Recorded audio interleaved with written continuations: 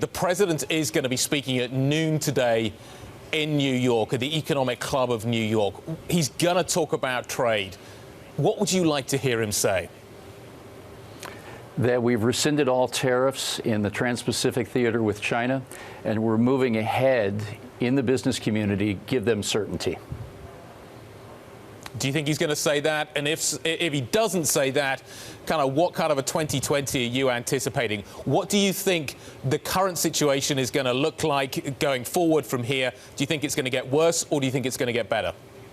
Well, three questions there.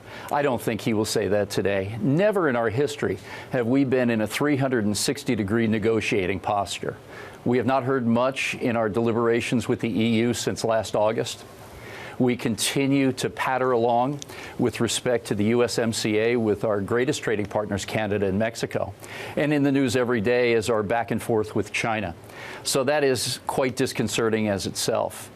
As we look forward, we see a very soft fourth quarter, as exemplified by our numbers in the month of October, down 19% year over year from an all-time high for a monthly basis last year at this time. And that was really driven by an advance of inventories ahead of tariffs that were stated to happen on January 1. Folks got really nervous, brought a lot of inventory in. And as we look down line, without business certainty, how do the folks know where to invest their money, how to hire? That's a difficult question to answer. And from what we understand through reports just yesterday, U.S. companies are holding $2.2 trillion on their balance sheets in cash. And that's showing that there is a lack of investment in CapEx as well as talent. Gene, you're the #1 container port in North America. You do almost $300 billion worth of cargo value. At least that was the 2018 number. You say that with every one container gained from new locations now, we're losing 2.5 containers from China. How much of that is directly related to this tariff war? 100%. Now, if that's the case, and we are picking up from other places, could we potentially increase the pickup from other places to offset the China effect? I don't think so. It'll take a while. It takes right now 7 Vietnams to make up for China cargo. That's a lot. And when you multiply that across the spectrum of Southeast and South Asian countries, it's going to take a number of years for the migration of sourcing to really take hold. And we said this 18 months ago. There would be 3 potential outcomes. One, higher prices to consumers. And we've seen that to the extent that even through the LA Gateway, 31 to 35 billion US dollars in consumer hits have taken place already. Higher prices for you and me. Second is what I just covered, and that is, what does the company do at this point in time? Are they absorbing these additional costs? They slowing down on investment and hiring? We think so as well. And then lastly, shifting trade patterns.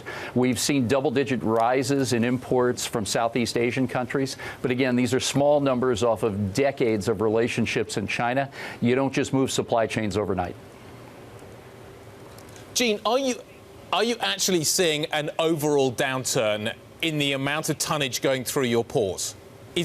Last year was a record, wasn't it? Is this year going to be higher or lower than that number? Right now, with such a soft fourth quarter projection, Guy, we see the numbers coming in a little bit lower than they did last year for our all-time record in 112 years of doing business. So we're still at reasonably elevated levels here.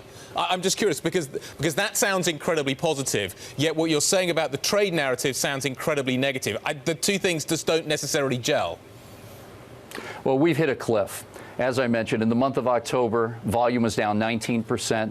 We're looking at a 10% downturn in lift in the month of November, and December has yet to be reckoned with, but we see that being soft as well.